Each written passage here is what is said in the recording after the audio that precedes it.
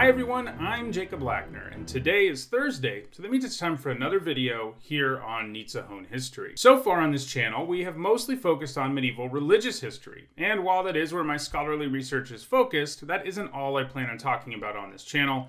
After all, I do have experience teaching pretty much all of history at the college level. So in today's video, we're staying in the Middle Ages, but we're going to discuss the Vikings. For the most part, today's video won't be about religious history, though it is difficult to ever move away from it entirely in the Middle Ages. In particular, there are two questions I want to answer about the Vikings. Why did they attack Northern Europe, and why were they so successful? Before we answer those questions, let's talk about who the Vikings were and what they did in Northern Europe. So, the Vikings were a group of raiders who set out from Scandinavia to attack and plunder other lands. There wasn't just one organized group who called themselves the Vikings. Instead, they were led by various warlords and chieftains, and they came really from all regions of Scandinavia. The earliest Viking raids we have a record of occurred in the British Isles. In 789, 3 ships landed in Wessex, England, and raided the surrounding area. And in 793, another Viking raid occurred on Lindisfarne, an island off the coast of northern England. The monastery there was attacked by the raiders. The raid marks the beginning of what historians call the Viking Age, which ran from 793 to 1066. Monks were some of the major chroniclers of the time, so the attack on Lindisfarne was recorded as a terrible event, and in the 793 entry for the Anglo-Saxon Chronicle, the following is written. At this time, terrible portents came about over the land of Northumbria, and badly frightened the people. There were immense flashes of lightning and fiery dragons that were seen flying in the air. A great famine immediately followed these signs, and a little after that, in the same year, on June 8th, the raiding of heathen Danish men devastated God's church on Lindisfarne Island by looting and slaughter. It is notable here that, apparently, lots of bad things happened in 793, and the author of the Anglo-Saxon Chronicle sees all of these things as terrible portents, and includes the Viking raid among what seem to largely be natural phenomena, like storms and famine. This expresses just how devastating the raid was. This was only the very beginning of Viking raids on England and northern France, and they would continue for centuries, on and off. Their presence was very much feared by rulers in the region, many of whom paid tribute to keep them away. And as I noted earlier, this period is so characterized by a Viking presence that it's often known as the Viking Age. While this video mostly focuses on their activity in Northern Europe, it is notable that Vikings also ultimately attacked territory around the Black Sea, including the Byzantine capital of Constantinople, as well as some areas of the Mediterranean. So, back to our central questions. Why did these Vikings leave their homeland to attack and raid other places? Well, unfortunately, Viking record-keeping during the early stages of their raids are almost non-existent. Most of the knowledge we have from a Scandinavian perspective comes much later in the famous Viking sagas, most of which were not composed until the 12th century or later, and these sagas are also legendary versions of some of these events. In other words, how historically accurate they are is questionable. As a result, the best we can do is speculate on what led to their actions. There are 3 main factors I want to talk about that likely contributed to the Viking attacks in Northern Europe. The first of these factors are Charlemagne's conquests. Charlemagne became king of the Franks in 768, and he was crowned Holy Roman Emperor in 800. His Carolingian Empire encompassed much of Europe, and one of his major focuses was on spreading Christianity to the pagan peoples that lived there, by any means necessary. He entered an incredibly long conflict with the Saxons, with whom he made war at various times between 772 and 804. The Saxons were pagans, and as part of Charlemagne's conquest, he forcibly converted many of them to Christianity and executed and deported many who would not. Saxony is not far from Scandinavia, and one theory about Viking aggression is that they saw it as a preemptive strike. Their Saxon neighbors had suffered greatly at the hands of the Carolingians, so who knew when Charlemagne might turn his attention further north? Their Saxon neighbors had suffered greatly at the hands of the king of the Franks, so who knew when Charlemagne might turn his attention further north?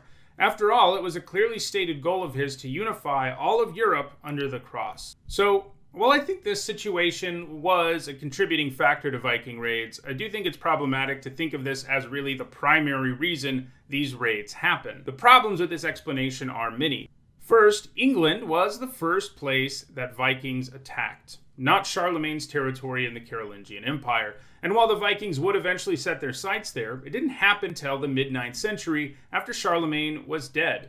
Additionally, Viking raids in the early going had nothing to do with actually gaining political or military victories. They were just about stealing stuff. And sure, they attacked monasteries, but that likely had a lot more to do with the vulnerability of monasteries than it did with what they represented. After all, these monasteries often had a lot of money and no one really protecting it. So, while this may have been a factor in increasing the negative feelings that Scandinavian pagans felt towards Christians, it seems unlikely that it was more than a minor factor. Another factor that I think is a much bigger deal is famine. Remember, the Anglo-Saxon Chronicle noted that 793 was a particularly bad year in terms of famine. Generally, famines are crop shortfalls that are often caused by the weather becoming unpredictable, especially when it is uncharacteristically cold or hot or wet, causing various problems for crops. Then a shortage of food means that whatever food is left is suddenly expensive. When this happens, people start dying because of a lack of food. The famine certainly also affected Scandinavia, and it may have even been more severe. So Viking attacks on Northern Europe were probably at least partly motivated by famine. Now the question then is, why did Viking raids continue until well after 793? Well, for one thing, famines didn't end entirely. They would emerge again sporadically, like between 805 and 806 and 927 and 928. Both of those periods are times when we see increased Viking activity. For another thing, in all of their raids, the Vikings realized they had naval superiority over their neighbors, and this was something they could continue to take advantage of. Later in this video, I'll talk a little bit more about what gave them this naval superiority. And the third factor is closely related to famine, and that is overpopulation. There was not nearly enough farmland in Scandinavia, but the population continued to increase, leading to people needing to find an alternative way to make a living, as agrarian life was not available to everybody. The idea that famine and overpopulation were primary motivators for Viking attacks makes a lot of sense, especially because, starting in the 9th century, Vikings began to settle in the various territories they had been raiding for the last century or so. In particular, in the late 9th century, they conquered and settled in a large region of England that came to be called the Danelaw, and in the early 10th century, Vikings conquered a large portion of northern France, which was eventually formally given to them by the King of France. This region would go on to be called Normandy, so called because it was the place where the men from the north, or the Northmen, had settled. And while it's not a focus of this video, it's notable they also settled in the Byzantine Empire in the 9th century, where they served as the Byzantine Empire's elite guards, the Varangians.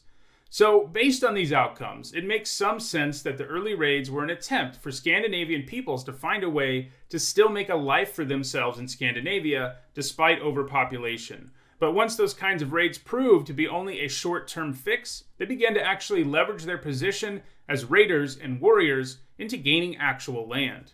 So, those are some reasons why Vikings may have begun raiding Northern Europe in the late 9th century. Now, for our next question, why were they so successful? To answer that question, I want to talk about two aspects of Viking technology that made them difficult for other Europeans to deal with. The first of these is the huge naval advantage that Vikings had, which I mentioned earlier. European shipbuilding had declined considerably since the fall of the Roman Empire, and at the beginning of the Viking Age, your average European ship was not especially seaworthy. They were bulky, slow, and unstable, and if the wind wasn't favorable, you were just out of luck.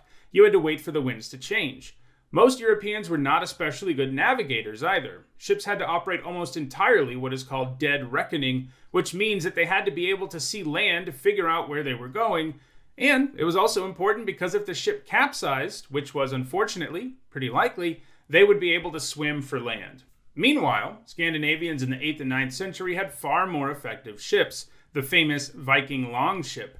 These ships were constructed from overlapping wood planks that were tied together using leather thongs or sometimes riveted together. This created a watertight and strong construction. Scandinavia had plenty of timber to use, so getting the resources to build these ships was no problem.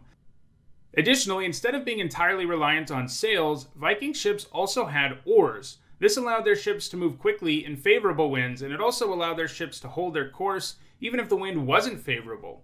Viking ships were simultaneously stable enough to be used at sea and light enough to go up rivers. They were far faster than any other naval force in the region, and that's a big part of what gave them a huge advantage. If you were a medieval European who could see Viking ships headed your way, it was already too late. They would get there, loot and plunder, and then be back on their ships and gone before any local authorities could summon any sort of defense. Coastal areas and cities located along rivers were especially vulnerable as a result of this naval dominance. This naval superiority is perhaps most effectively demonstrated by Viking attacks on Paris. In 845, they sailed down the Seine River and captured the city, forcing the French king to pay a ransom, and in 885, they did it again. Then they extorted the French king for tribute payments so that they wouldn't just keep on attacking Paris, and by the early 10th century, they conquered parts of northern France, showing us shifting priorities. First they just wanted money, then they wanted land. So Vikings had complete naval superiority, and that enabled them to have considerable success. But they also had another advantage. They had better arms and armor, too.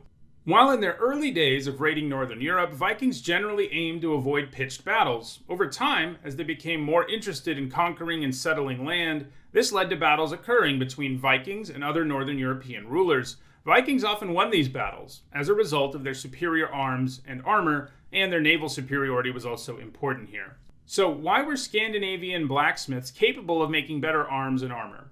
The primary reason for this is that the Scandinavians had much easier access to better raw materials than other Europeans.